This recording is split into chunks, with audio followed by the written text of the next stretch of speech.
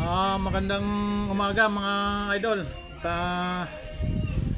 Kaunting tips lamang po doon sa mga gustong mag-umpisa sa ganitong negosyo na soft drinks.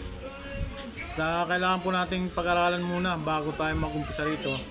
Kasi mahirap na po kasi kung nakapag-umpisa na tayo, saka natin aralin ang ganitong klaseng negosyo. So, ang una po nating gagawin, doon po sa lugar na kung saan tayo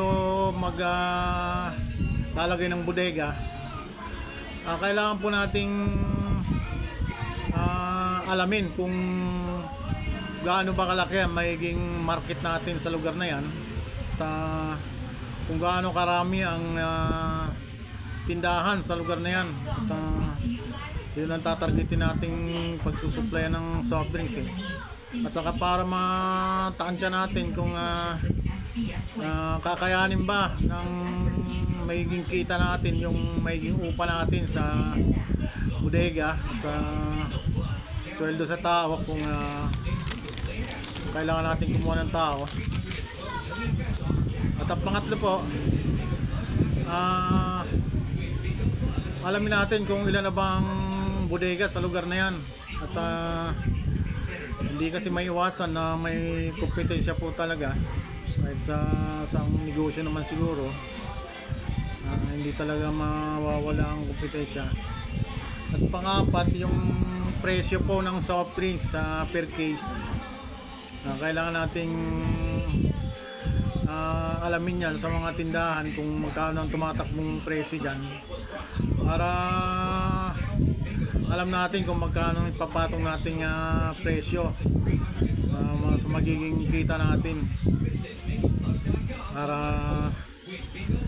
kasi po hindi natin kailangan magpatong ng sobra-sobra, at wala namang bibili sa atin yan. Kung magkano po yung tumatakbong presyo sa lugar na yon, hanggat maaari po parehas lang po ang presyo natin, o kung lalaki man tayo siguro konting-konti lang. At hindi naman pwedeng bumaba ng gusto ang ating presyo dahil makagalit naman yung ibang bodega. Doon lang po sa yung tama lang po talaga. At sige po, at siguro sa susunod kong video, doon ko na naman dadagdag yung mga iba pang diskarte kung paano ang negosyo. Sana po nakatulong sa inyo. Salamat po.